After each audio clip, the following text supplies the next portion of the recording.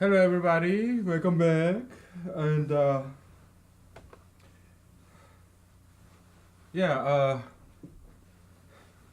how are you? This is the latest edition of my vodka drinks. It's some kind of berry in Alaska, but I forgot the name. I used to know. It's called this part of the plant called it's called raceme, kind of like grape. Um, it's very good edible berry in Alaska and many other parts of the lower 48. Comes at late September, late summer. Yeah. Anyway, okay. So today let's talk about um, some of the we cover several things today. Okay, copium channel and also dualism and the definition of good and evil.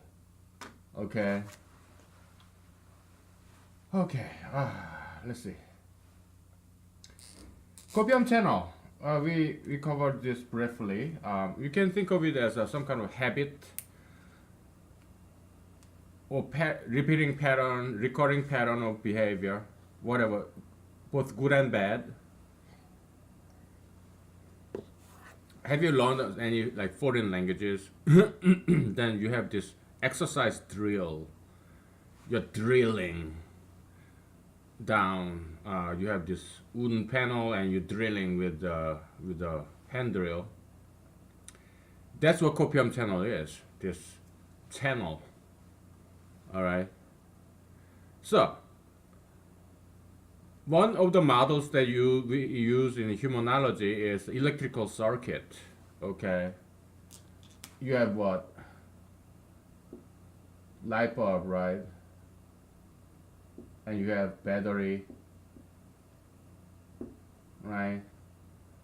There's you cannot quite see this. Electric course. This is battery. This is light bulb. It's what we call resistance. That's the sign of resistance. This squiggly line. Okay. It could be light bulb. It could be a motor. It could be any machine that consumes this electrical energy in the battery. And this is a wire, all right?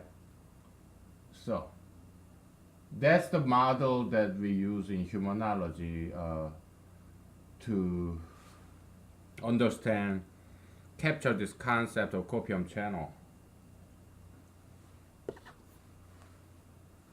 So in electrical circuit, in physics, this resistance any device that consumes this electrical energy. Okay, so you have this I think it's a negative end, it's positive end, right? So electrical current goes like this, but electron itself, it goes like this, right? So electrons move this direction, and then it does some work, all right, and consumes energy. So electrical energy. So why do electrons flow from here to there? It's because to think of it, we're going to simplify things a little bit. Okay, let's say there are a lot of electrons stored on this side, and no electrons stored on this side of battery, and there is barrier between the two sides of the battery. So this is a battery. Okay, now if you connect these two different opposite sides of battery with a copper wire or iron wire, whatever, metal wire, aluminum, whatever, right? then these electrons will just flow from here to here because they hate each other. All right, they repulse each other. That's the electrical force. Opposite attracts. Okay, the why? Here's how you think of it. Okay, let's say you have two cups. One cup full of air and the other cup full of. So there's this cup is full of air and this cup is vacuum, and it has this cap, both of them, and you connect the two, you kind of join the two like this, and you get rid of the cap, and then the air here will just rush into the vacuum space here, right? Because they hate each other, it's too crowded, so they want to disperse, right? Vacuum is like it's sucking in all the other stuff. It's like that, okay? You're full of electrons and vacuum of electrons, so you're sucking in all the electrons, all right? That's the easy way to think about it, right? We are simplifying things here because detail is not important in humanology. It's just an analogy modeling, okay?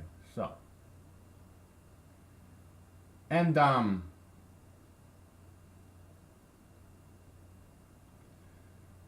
so let's say there's this light bulb, all right?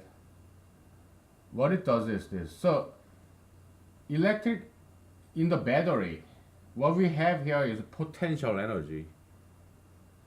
We call it in physics electrical potential, which is the difference between the number of electrons on this side and number of electrons on this side. Let's say this number of electrons here is 0 and number of electrons here is like 10, okay?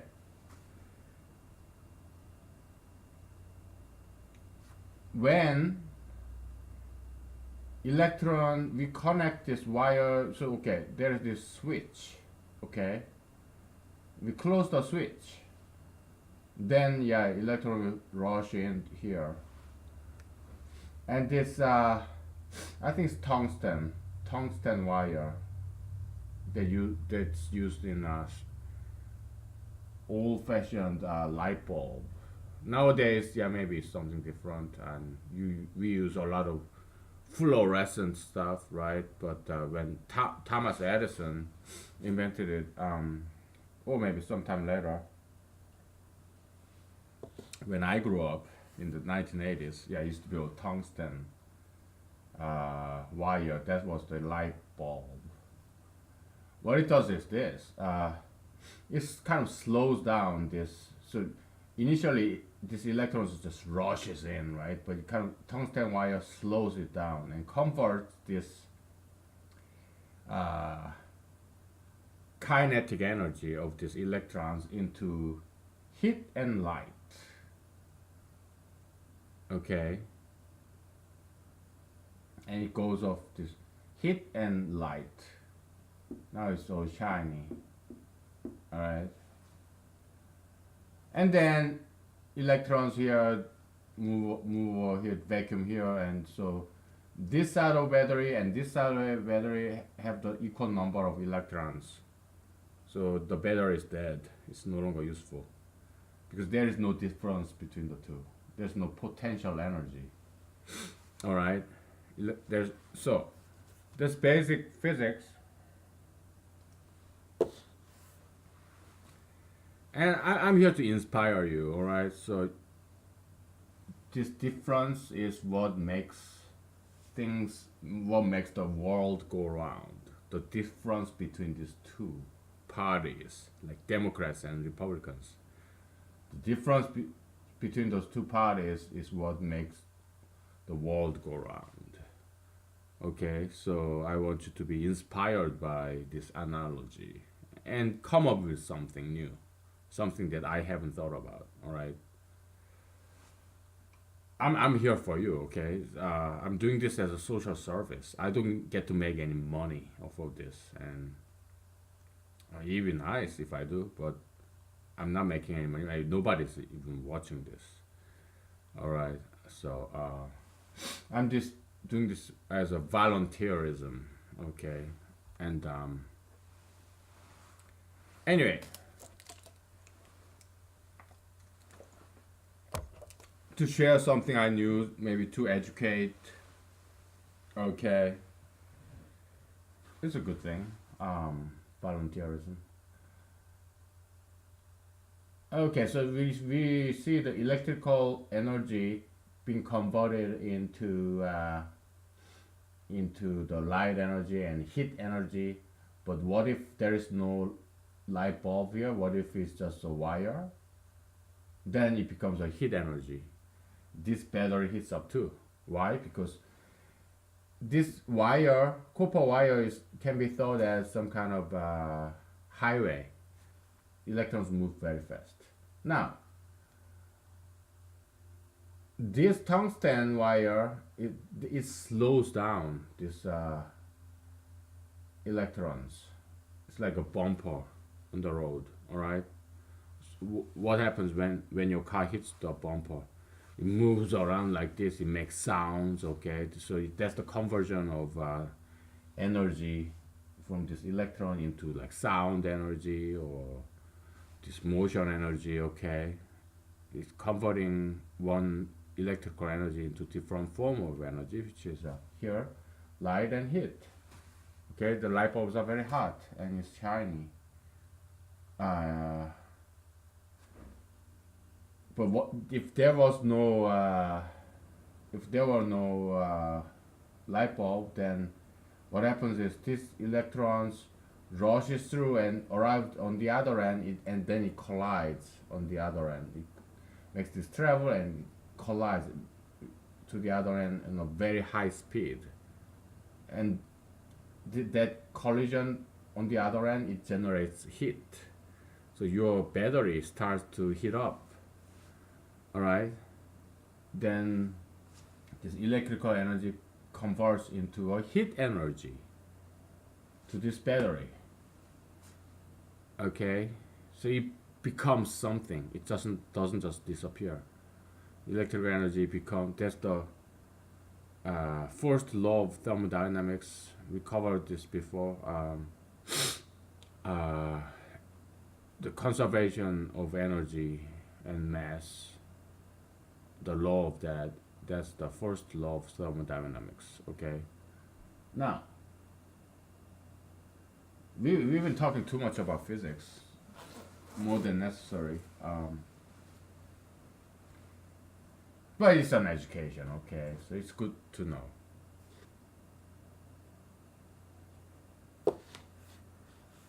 Does this bother you? I'm sorry if it does.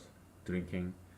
Well, if it bothers you, obviously you are anti-alcohol, and I want you to change to pro-alcohol. All right. I'm drinking at home, okay? So there's nothing wrong with it. I'm not driving, and I'm not being violent. I live by myself. I'm not gonna beat myself. Okay. Alcohol is not a bad thing. What's bad? A bad thing is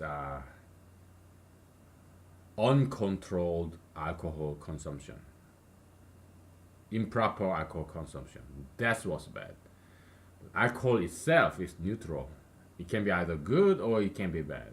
All right. So if you are being offended by this, I'm sorry. I apologize, but I want you to change. All right, and I want you to start drinking, just like I do. Unless you are pregnant or have some medical condition that prevents you from doing it. Yeah, just control your drinking and you should be fine. Don't drink and drive and stuff. Don't don't take advantage of your intoxication. Don't use it as an excuse. Rather, when you are intoxicated, take advantage of that state. Okay, to test yourself, so that you learn to discipline yourself and control yourself. When you're really drunk, yeah, try to control yourself. Okay, take it as a test, as a training ground. right? So that's very Asian concept. It's like Chinese martial arts, drunken master. If you have watched the movie, yeah, I highly recommend it. If you haven't, whatever. So, uh, what's the humanological application of this? All right, let's draw some brand new picture. So this is called resistance. It's resisting the flow. Okay, this is copium channel. Copium is anything that is valuable to you, like energy, mass, money, love, motivation, anything that's valuable to you. That's copium. Emotional copium is more about emotion, not just human, animal too. Animals are motivated, right? They want to have sex, they want to eat, they want to sleep. Yeah, they want to survive. Yeah, animals have probably half of human emotions. We humans and animals share half of that. Okay, whatever emotions animal have, we have it too, like anger or affection. All right, animals have them too, right? Yeah, the bear mother, bear cub, yeah, they love each other. Affection. They have tender moments. Male bear and female bear, yeah, they have tender moments too. Believe it or not, okay. Affection, they like kiss, they bite, they like rub each other's faces, they all that stuff, okay. They do that stuff. Bears, yeah, grizzly bears, okay, just like we do.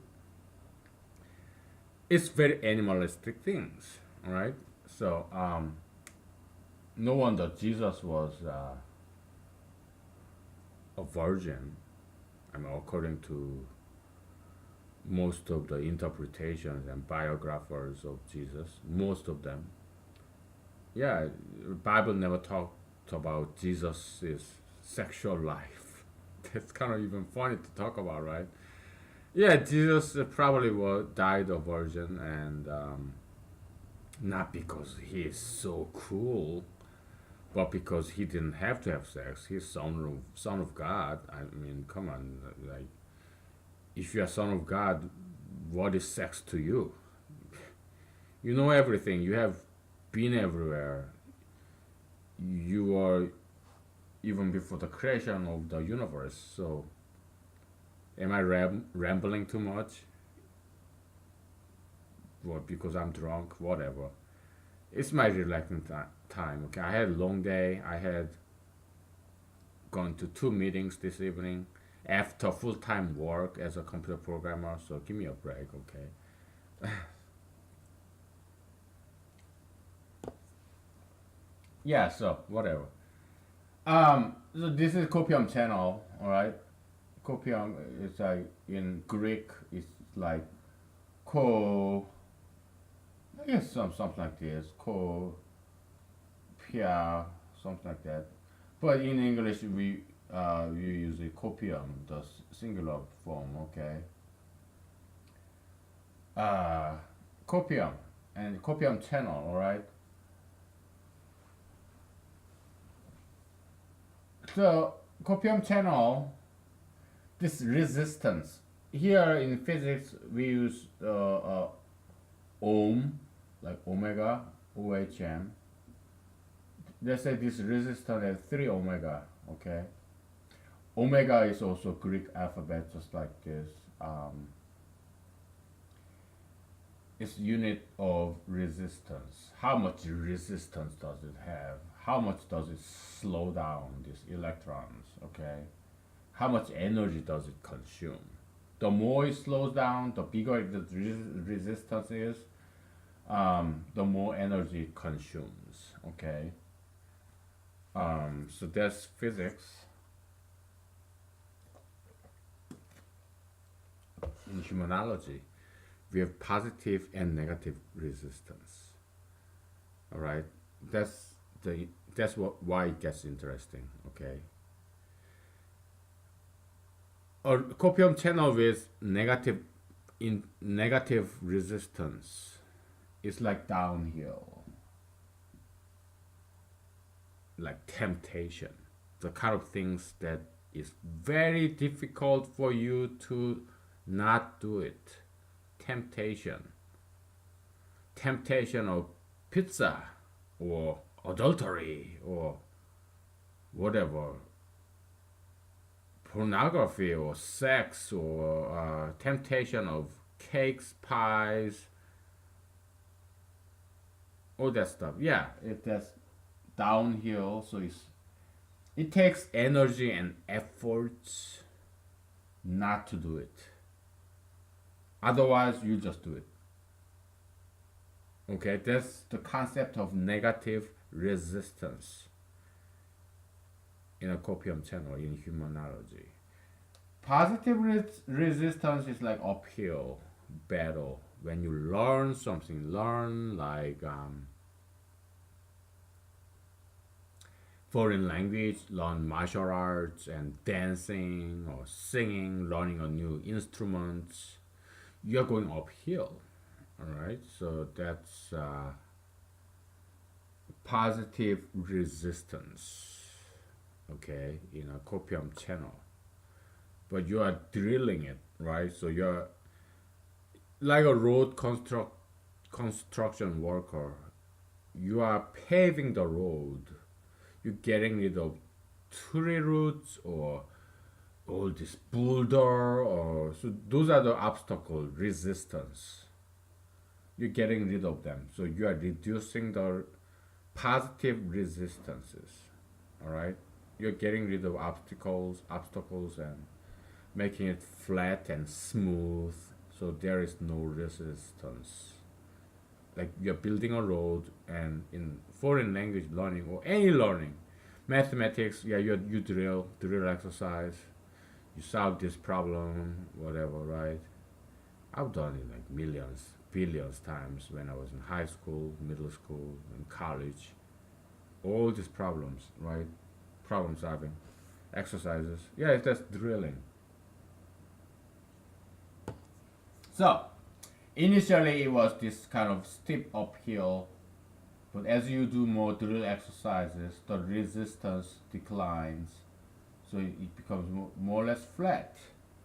Now, if you become a workaholic, then it takes effort for you not to work. So the resistance value actually start to become negative. Workaholism, that's bad. Why? Because if you become workaholic, then you start to abandon exercise and healthy diet. You are like lopsided, imbalanced, unbalanced. Okay, that's Donald J. Trump and Ted Cruz.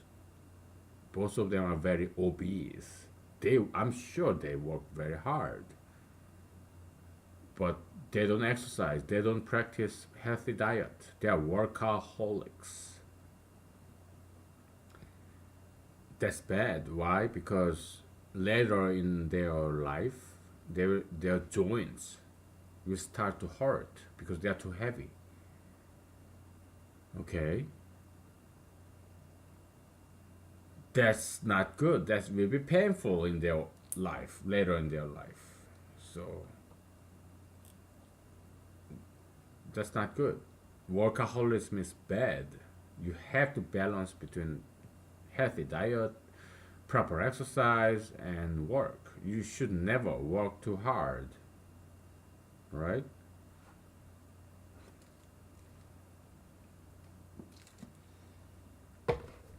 Now,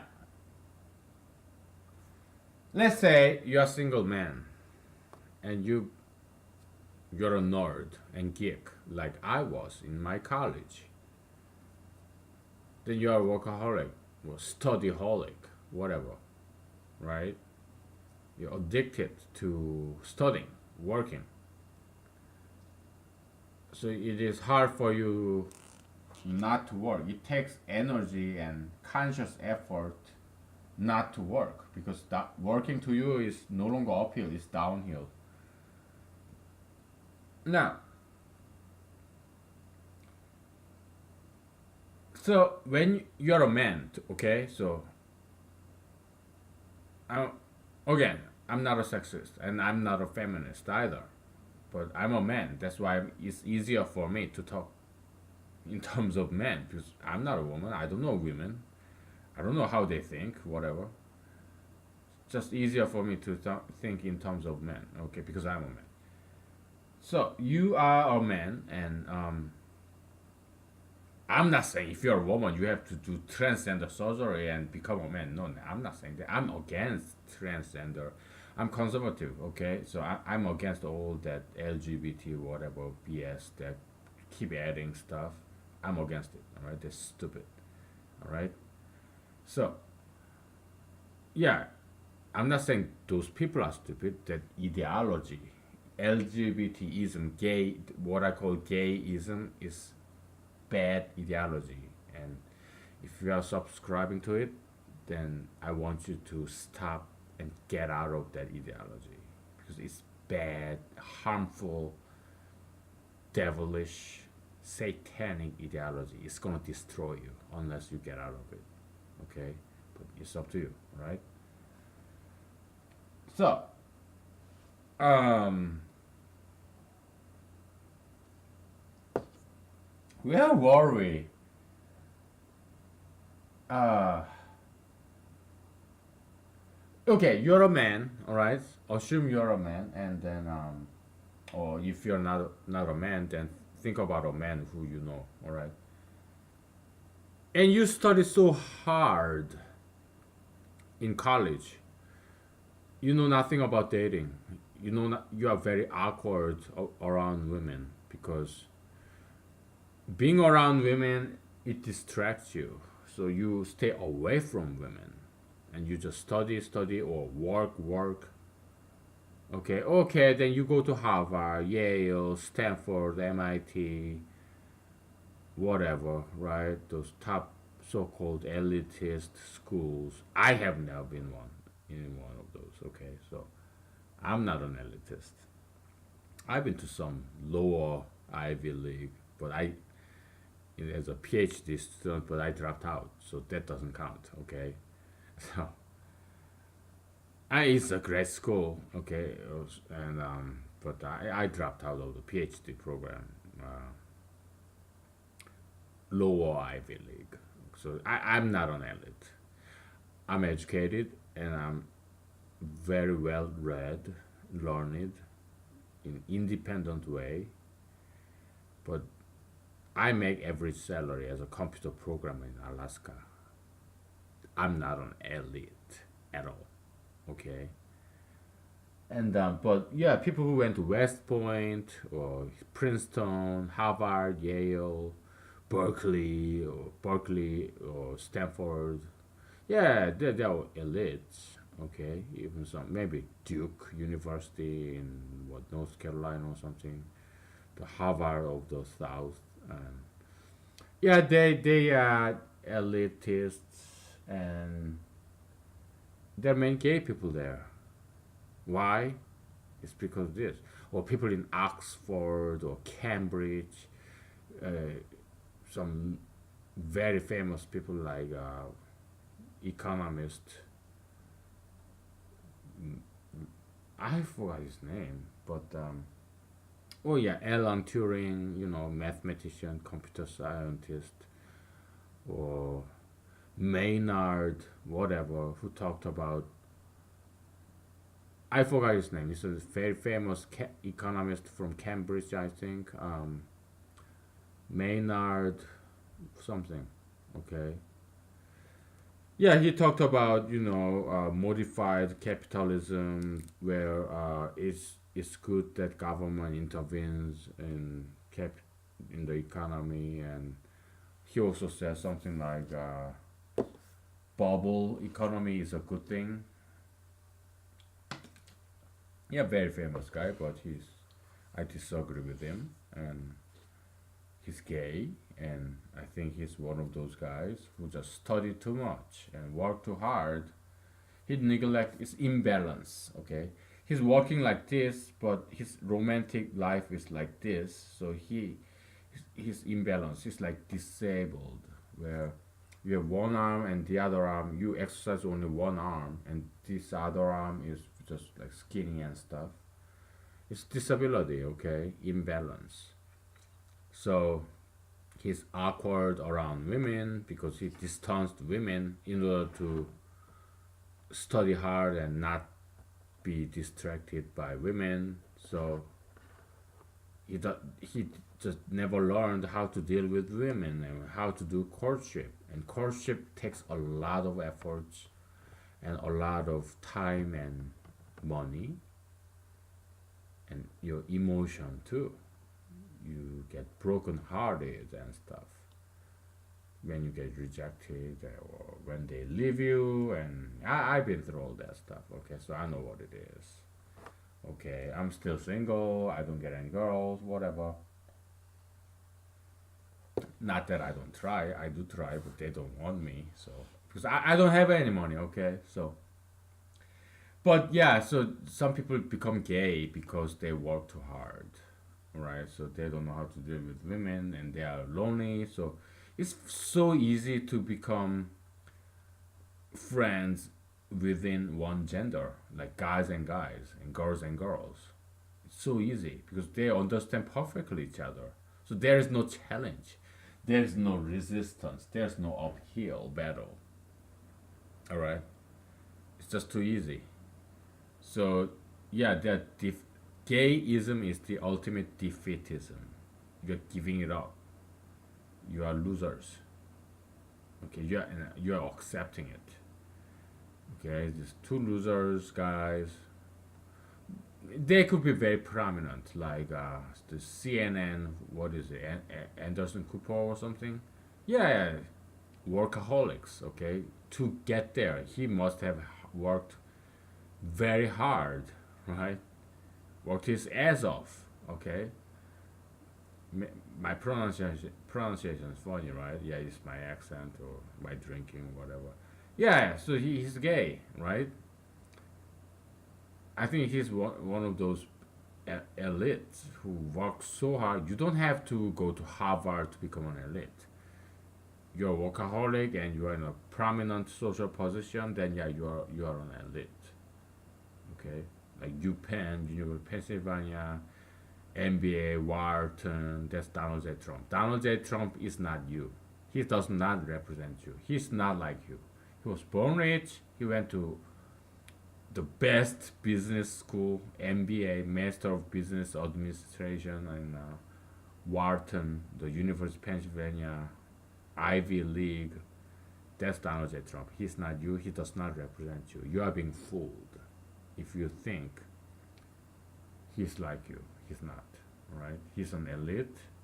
He was born rich. He has never worked for anybody. He has been always the boss. He's not you.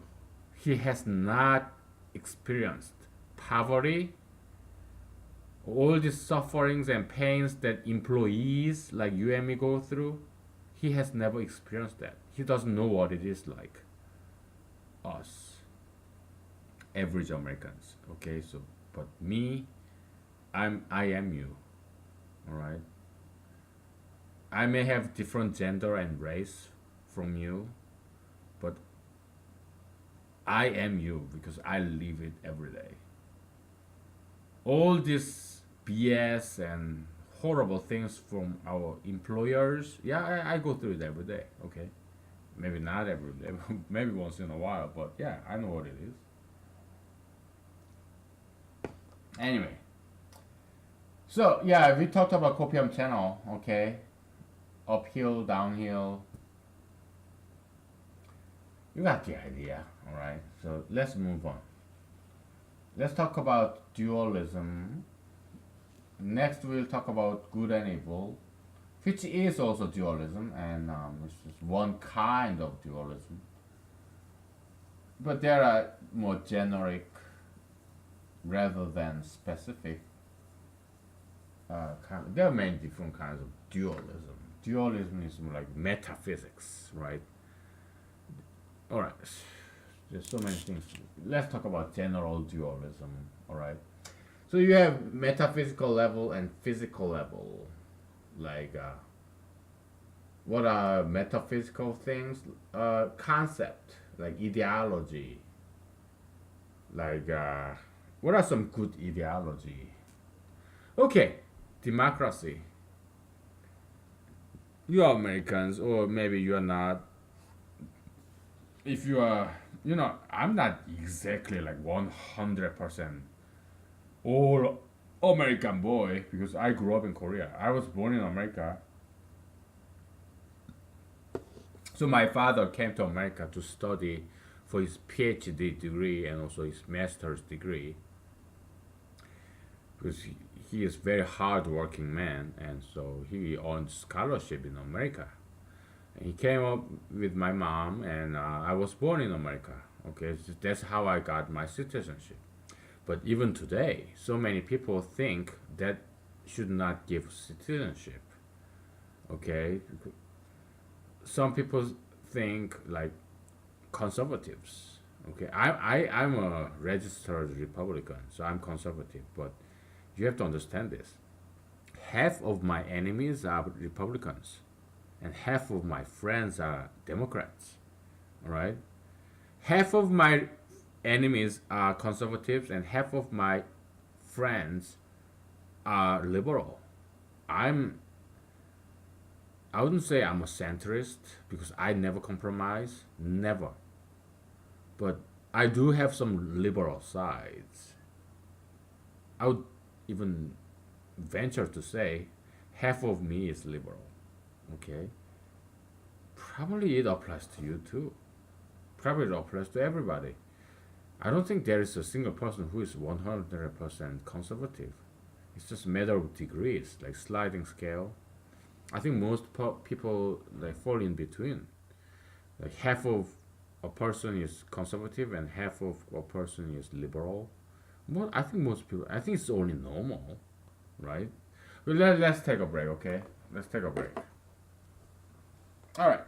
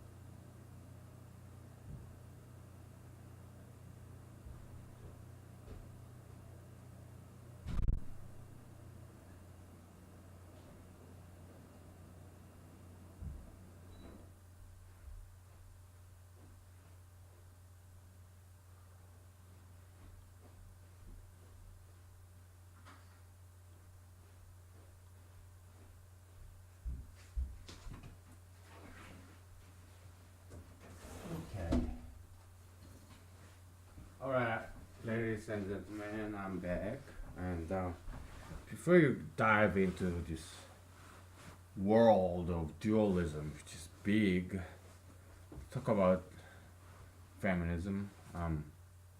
I used to oppose any kind of feminism, but I modified my view. Okay, I think that there could be good feminism where they advocate for women's right to work and against gender discrimination. Yeah, I guess they.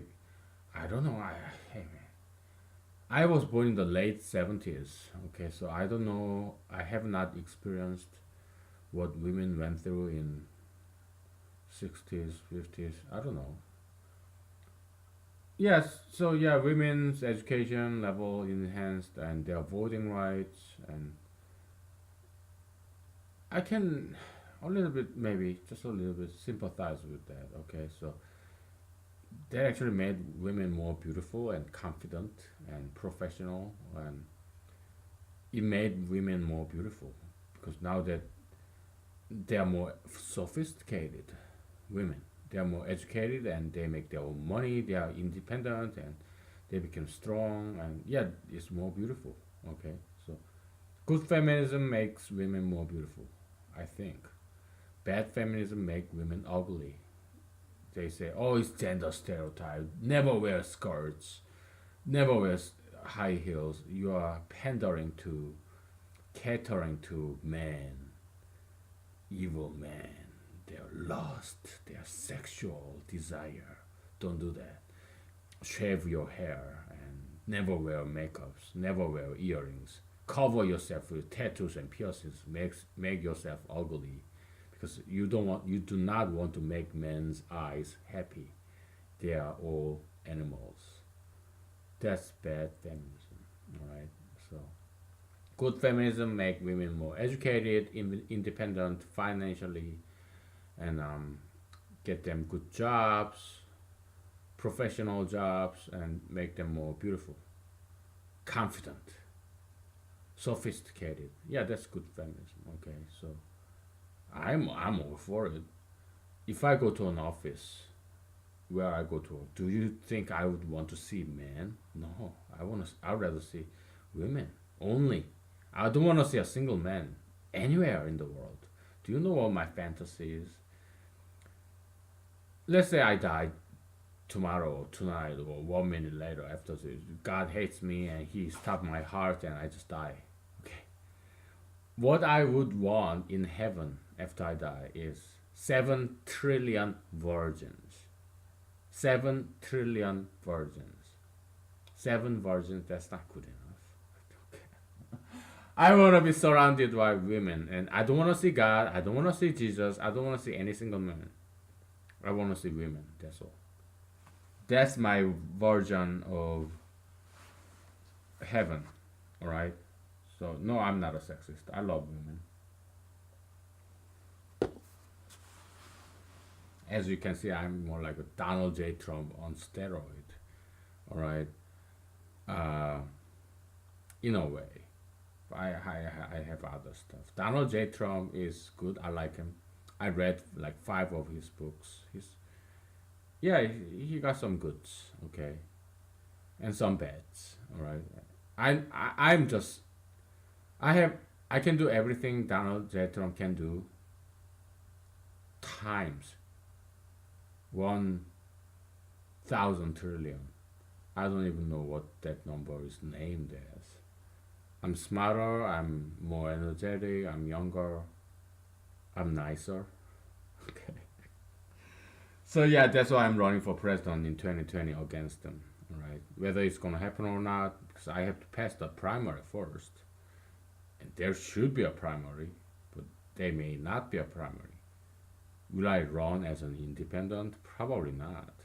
You need a lot of signatures, and I'm not gonna go knock on the doors and get those signatures. No. If there is no Republican primary, even if there is one, and I don't become a Republican presidential primary candidate, then probably I'm not running. Okay. So maybe I'll run 4 years later, maybe 2 years later. That in 2022, maybe I'll run for United States Senate seat in Alaska. Yeah, it can happen. But all I gotta do is, all I can do is to try. So, and this is part of it. Okay, so let's get back to dualism. Uh, Dualism, man. Wow. Phew. It's a big topic, man. Big chapter in philosophy. Okay, so let's start with the Chinese characters.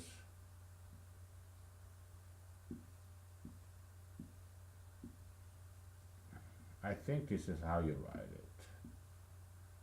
In Korean, this is, we pronounce this as E. This is zero, it's like zero consonant in Korean. This is like E, vowel, E, and ki. Last time I missed this one bar.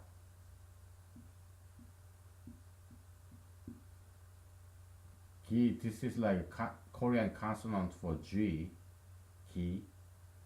This again is like E. Okay, so E, ki. I don't know how you pronounce this in Chinese or in Japanese, right? Of the Chinese characters. This means a principle or substance. Substance. Ki means like energy, but in the context of dualism, it's more like a form. This form versus substance is like this. You have an apple, you have this outer surface of apple, then you have this inner. You have outer and you have inner core, the meat of apple.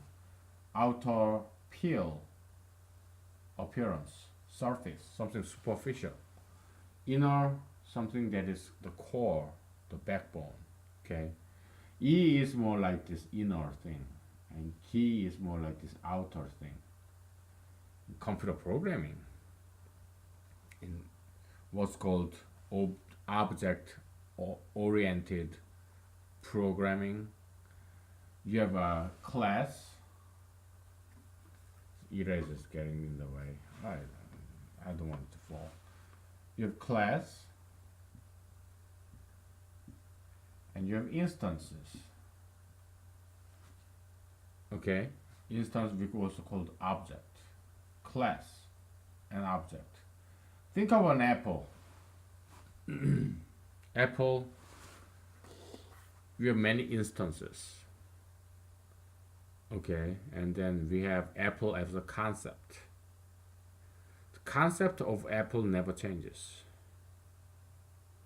You have what? One this kind of stem, woody part, like stem like this. What is an apple? So it's round, it's kind of spherical, and it has this peel, this outer peel, and then inner part, and then you have this seed at the very center. That's an apple, right? And you have this bottom where there used to be flower, right? Kind of like, hairy stuff. That's the stamen of those apple flower, withered and stuff. So that's an apple. It's a concept that never changes. When you learn inside your head what apple is, inside of your head you have this image of an apple, this concept of an apple. So when you see an example of an apple in a grocery store, you instantly recognize it as an apple, because this physical manifestation of an apple matches your generalized concept of an apple. This apple is a specific apple. It has its own weight and size and dimension. But every single apple in the world has its own unique weight and height and shape, three-dimensional shape. Every single apple is unique. Its DNA composition is unique. Okay, even if it's a twin apple. Can you see me? I think there's this power outage. Let me bring some candles. How about that? There's a power outage in this block. Or let me just roll up the curtain. This is very interesting. I like it. Something different. All right. Let's roll up the curtain and see if we can do this without electricity. Something very special and unique, I guess. It's too bad I don't have a date. I cannot do any candlelight and shit. Yeah, I can bring some candles. Okay, I do have candles, although I have no dates. Okay. Now, I'm a smoker, so I always carry my lighter with me. We gotta make some room for this candle, and because I have too many drinks around here. My goodness. All right, let's make some room for this candle.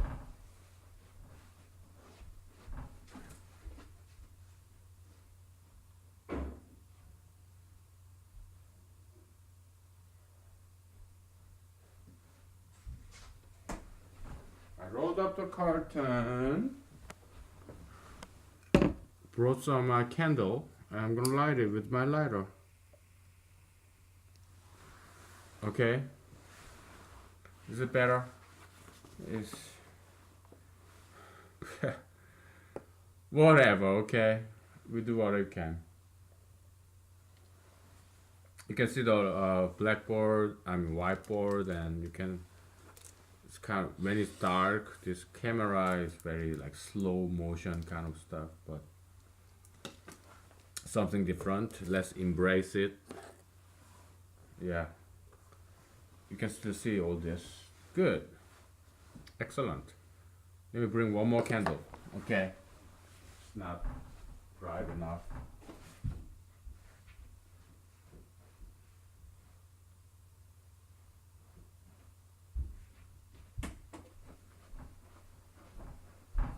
Yeah.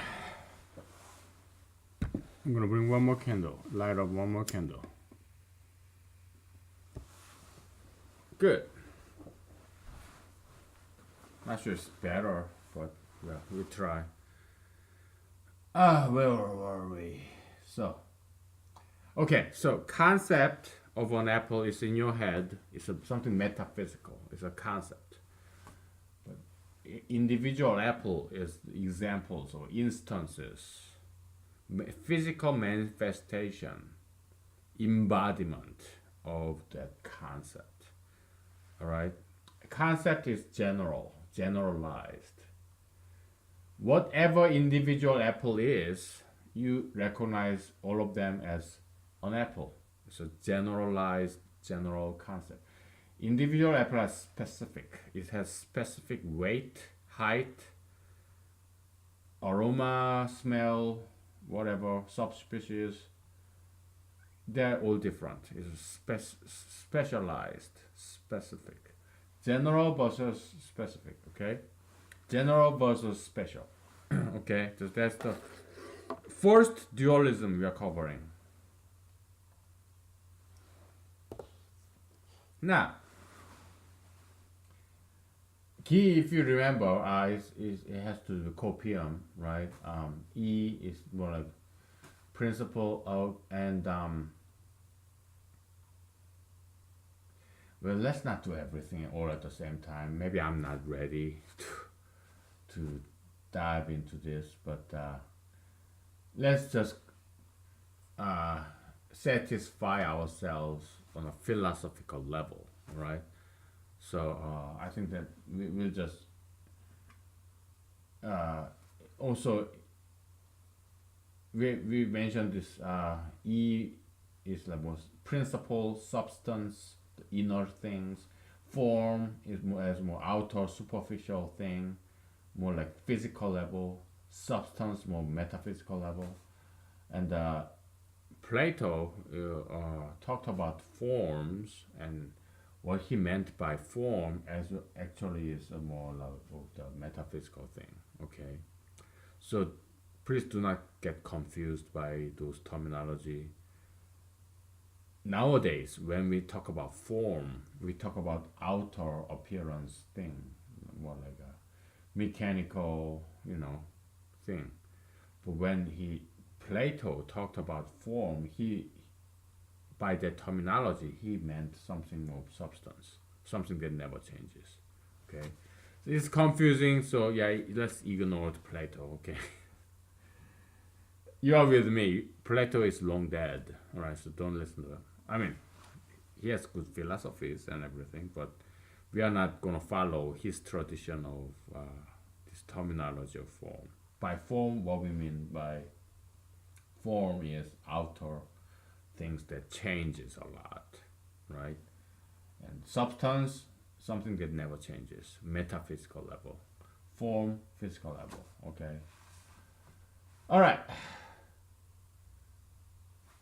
Enough of this. All right. So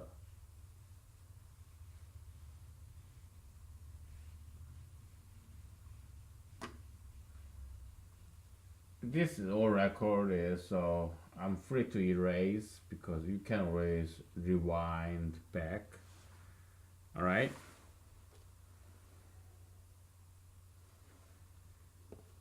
I mean, in case if you want to review it, but otherwise, that's fine too. I'm not a good reviewer myself. I just enjoy the moment, but yeah, sometimes I do. So you have this new technology of YouTube videos. Yeah, you can watch it again for free, rewind and everything. So life is good for you. Okay, talk about good and evil. What is good and evil? Human, according to humanology. But humanology want to be consistent. It want to be structured. All right. It doesn't want to be like psychology, which is like everywhere and there's no backbone. There's no unifying principle. Humanology want to have unifying principle. All right. So we want to define evil and good, not willy nilly way, not some ad hoc way. We want it to be principled and very founded upon very strong mathematics. Okay, so before we talk about what is good and evil, we need to first talk about I moral. I'm going to spell it out for you, and you moral. Moral is a rule. Moral, like morality. Okay, you cannot quite see this well because it's all dark. Moral. You can pronounce it better than I can. Moral. Moral, like is a rule. I moral, what do you think it is? You moral, what do you think it is? Any guesses what I mean by this?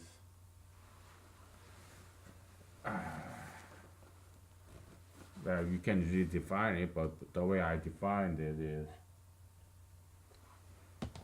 I moral is a moral rule that applies to me.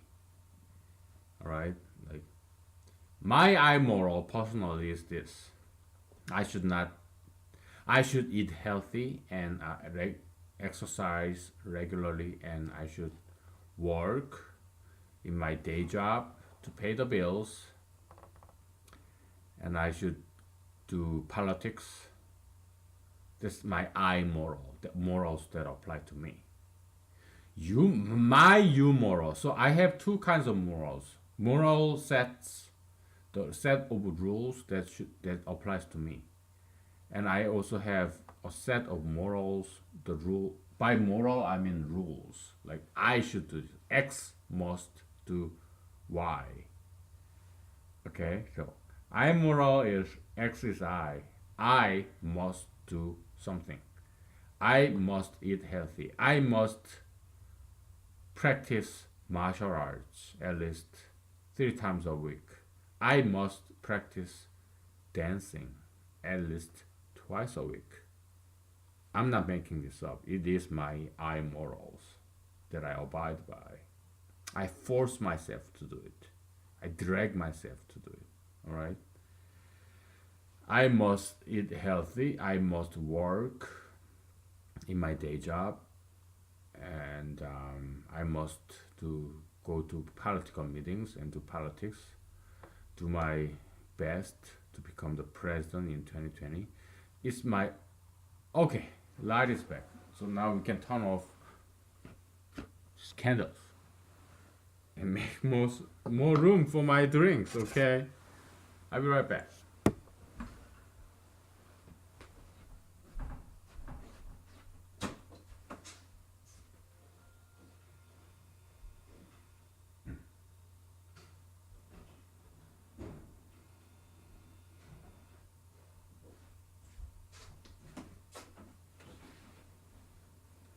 Oh, you kind of smelling all this candle.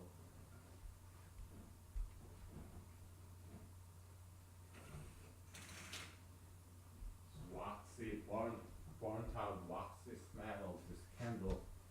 Put off. All right. Whew. So, moral is a set of moral whatever rules that apply to me. I force myself to do it. That's I moral. You moral is the set of rules that I expect other people to do it. For example, I'm a man, but my you moral on women is this: women should have natural breasts. Women should be slender, and women should not do young women should not do excessive weight lifting. Women over 50 years old, yeah, they should do weightlifting so that they do not lose bone weight or muscle weight. Otherwise, it's gonna all dissipate, and that's not good. They should do weightlifting, but young women should not do too much weightlifting because it will make them muscular, and that's not feminine. That's not pretty. Okay. What young women, both young and old women, should do is swimming, bicycling, running, cardio. Okay, to maintain their health and weight, the slender body figure. Okay, so that's you moral because it does not apply to me. I mean, in terms of weightlifting, young women should not do too much weightlifting because they should not make muscle. That's not feminine. Okay, that's you moral. I moral in terms of weightlifting. Yeah, I must do weightlifting at least 3 times a week. Okay, as heavy as I can, as heavy as I can, heavyweight, so that I can make more muscle. All right. So I moral and you moral can be different, right?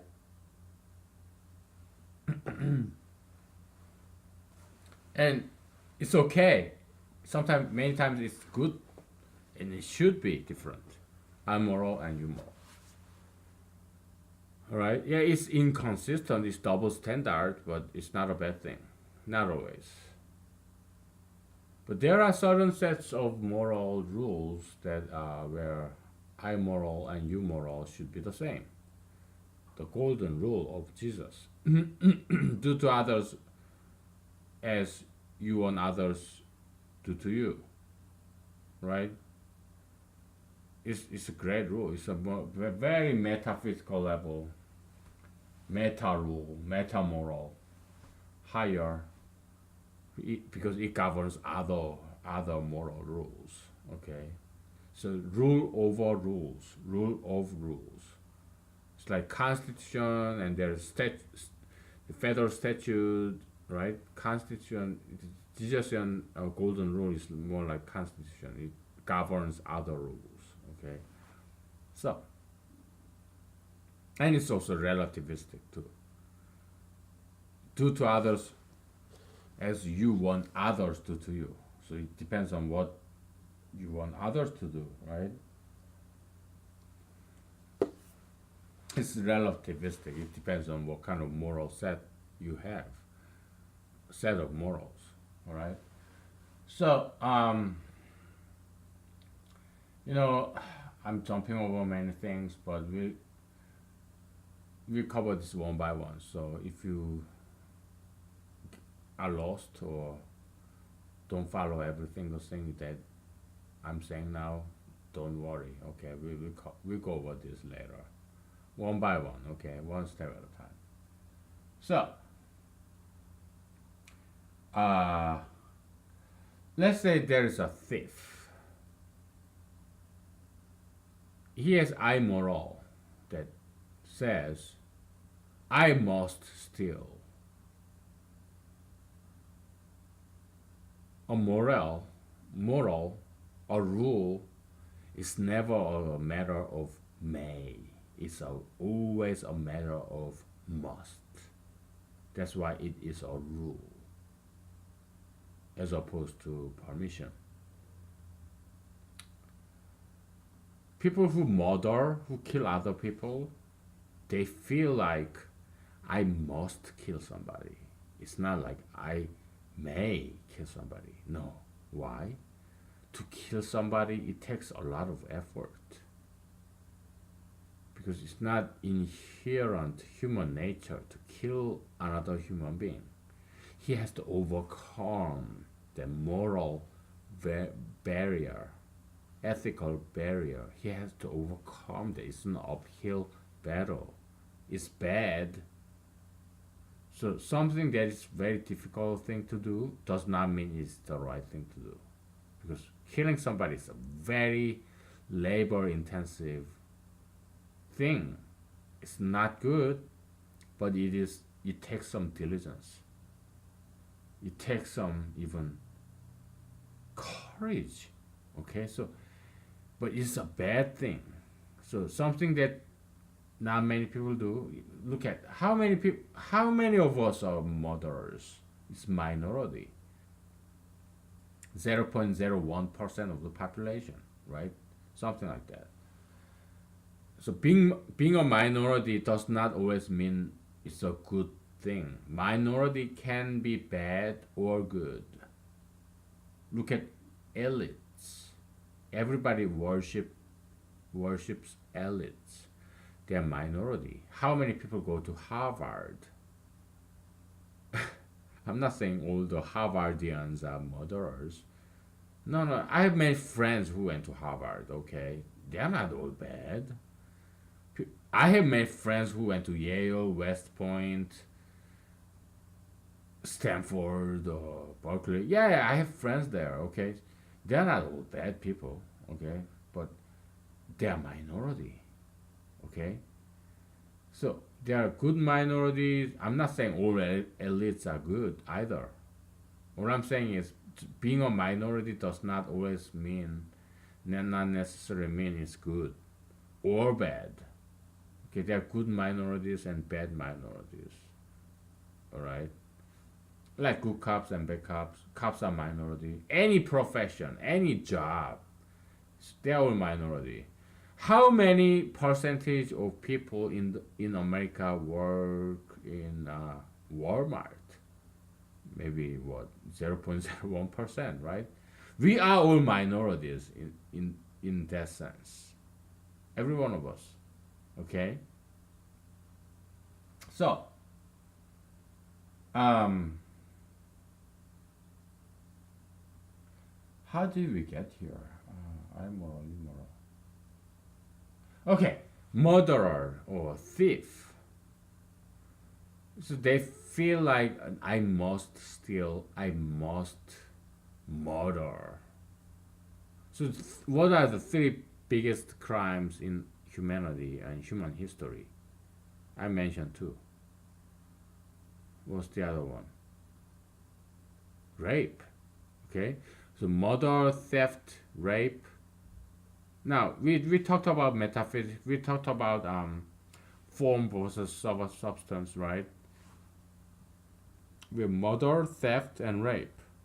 Okay,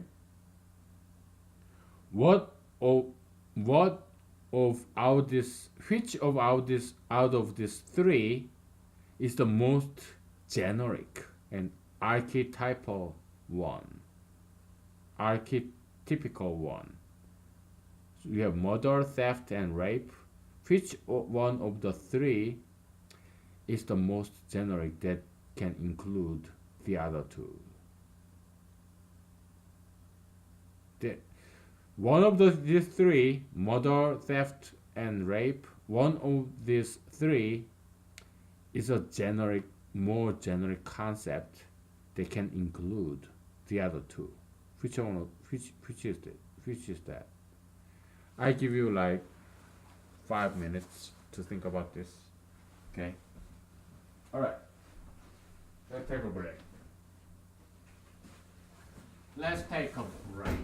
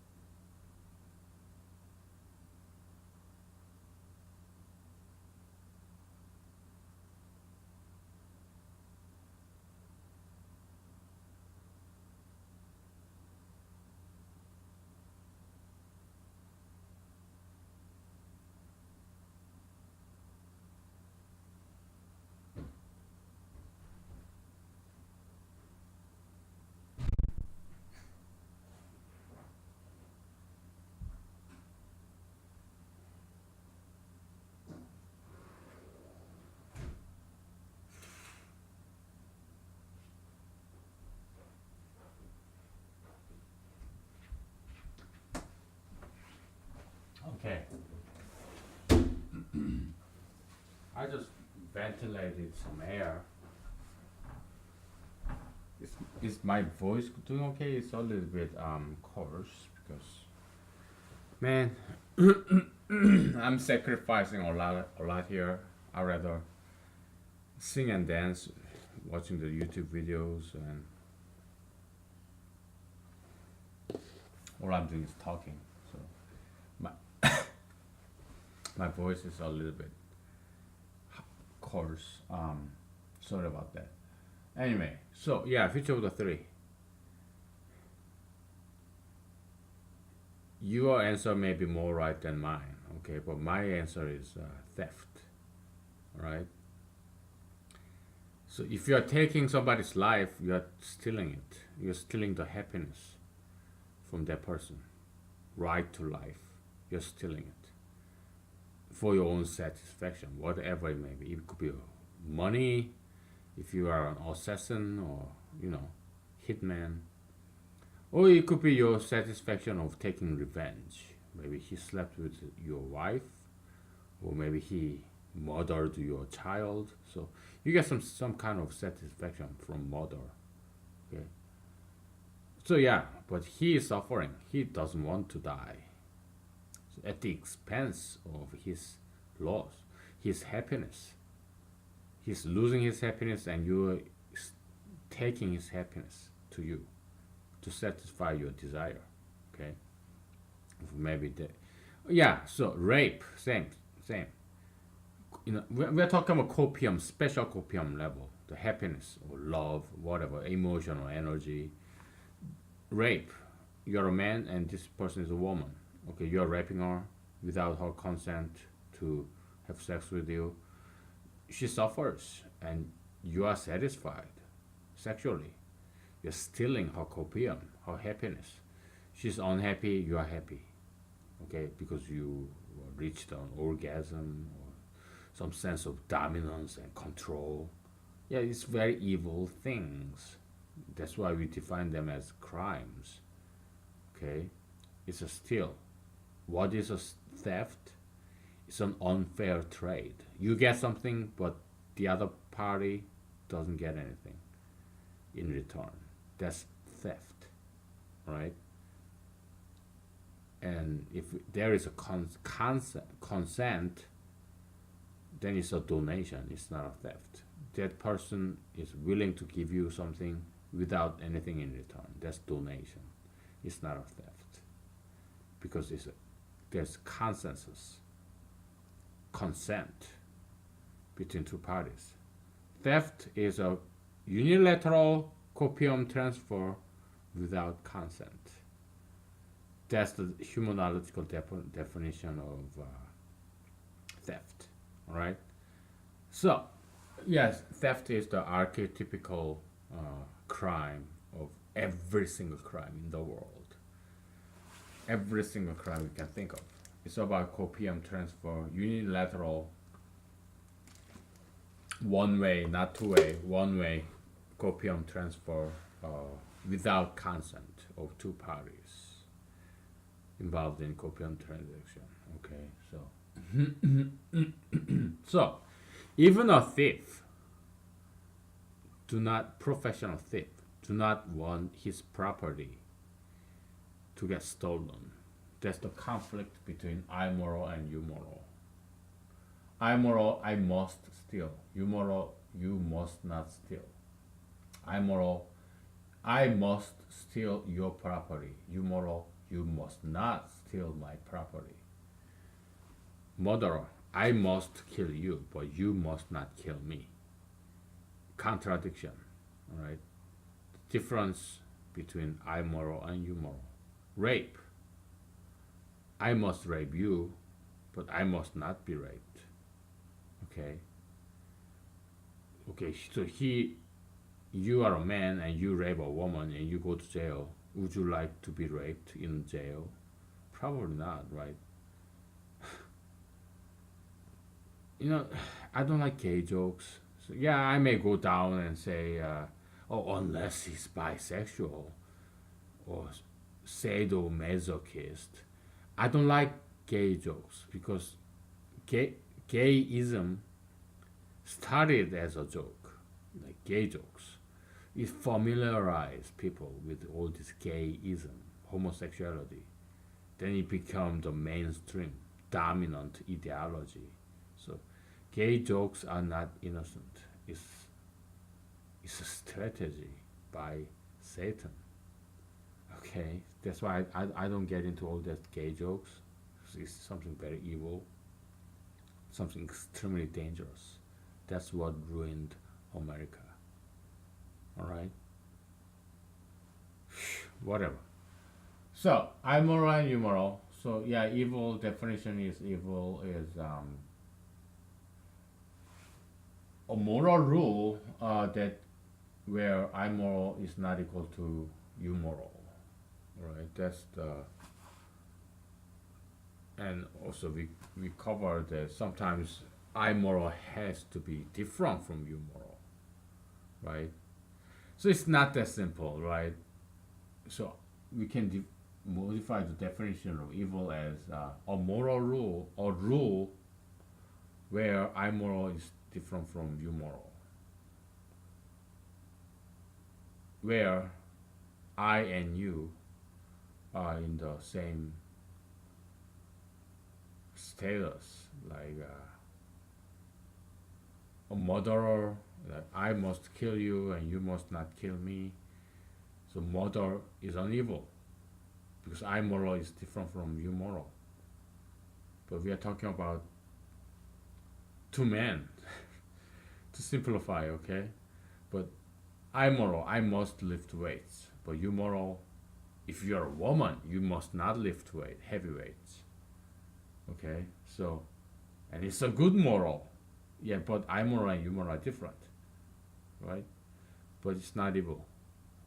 Why? Because men and women are different. All right? So, but you got the idea, okay? So, you can refine my theory and come up with a better theory, superior theory. Please do it, okay? But I'm lazy, so I'm gonna just leave you with that, all right? Now it's like 9 o'clock in the evening. I don't know what I'll be doing for the rest of the evening. Should I continue or do I have anything else to say today?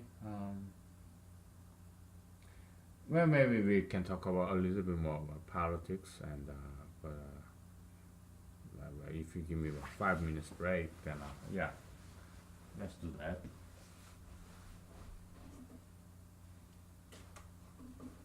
Hmm. Fix this.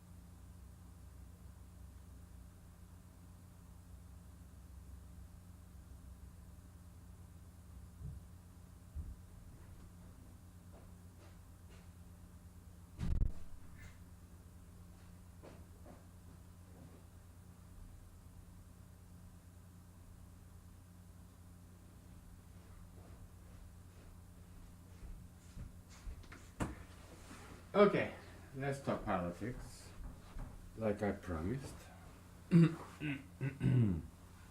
Um, so it's going well. Okay.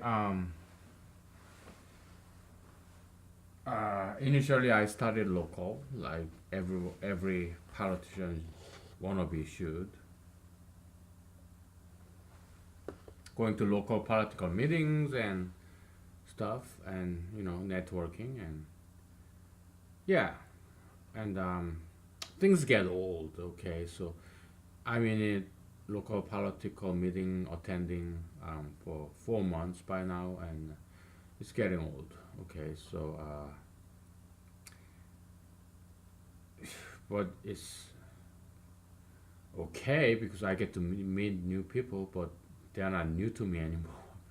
They become my friends. Okay, which is a good progress. They're politically influential people, so yeah, it's a progress, and they're great people. Politicians, you may think, oh, they are evil. No, not. Most of them I met, they're very nice people. They care, and I also been lately over the past months, 1 month, calling local radio talk shows, and yeah, they were very nice to me, and but because I've been calling them like every day, they don't want me to call anymore. Okay, so that is understandable. That's human. Okay, and so yeah, now I'm one door closes, another opens, right? So now I'm reaching out to national magazines, online magazines, conservative magazines. Okay, yeah, I used to write local newspapers, and they were very kind to me to publish my articles, like letters to the editors, and but they stopped publishing my articles. Okay, so which is for a very understandable reason, and because my essays are very weird and strange, and they did me huge favor by publishing those weird, strange articles where I'm a computer programmer in Alaska and I'm running for president in 2.5 years. They were so kind to me to publish those, and all my strange ideas, okay, outlandish, maybe exotic ideas. Yeah, they're true Alaskans to publish those weird things, and but they had enough of it. Okay, so they stopped publishing my articles. So now I'm at the stage right now to go national, not just statewide. So I started local, I went statewide, and then my next stage is national stage. I did call into some of the nationwide radio talk show programs, but the queue, the line is too long. I don't have that kind of patience and time to wait until I get through. I got through one. I'm not gonna name what radio talk show that is, but yeah, they were nice to me too. They took my call, and my voice was heard nationwide. But there was this long line, and after that, after I talked to that radio talk show nationwide, there's a 1 hour delay between my talking and airing. Okay. In local radio talk show, it's like there's like 2 seconds or 5 seconds of delay. So I turned my attention to, yeah, I have written to national newspapers like Washington Post and New York Times. There are too many people submitting to them, and mine got buried deep down under, 6 feet under. So my article to New York Times and Washington Post never saw the light. It just died. They are in my books.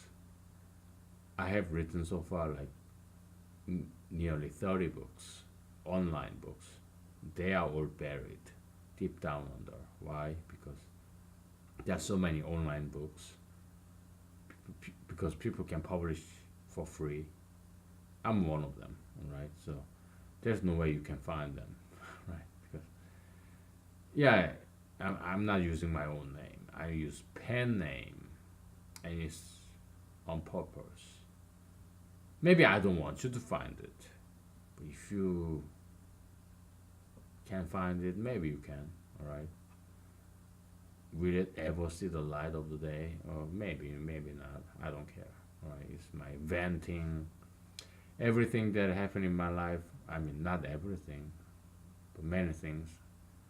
I put pictures of me, pictures of Alaskan sceneries or places I went to, like Seattle, Korea, or Colorado. Yeah, take pictures and put them in my books. And it's a chronicle, it's a kind of diary, also a lot of fictions, so things that I imagine, novels. It's all in my books, okay? So the articles that never got published, it's all in there, right? So nothing is lost ever. So, because I have my backup plans, right? It's my novels are my backup plan. Okay, if I die tomorrow, yeah, it's there, 24/7, accessible internationally anywhere in the world. If you have internet connection,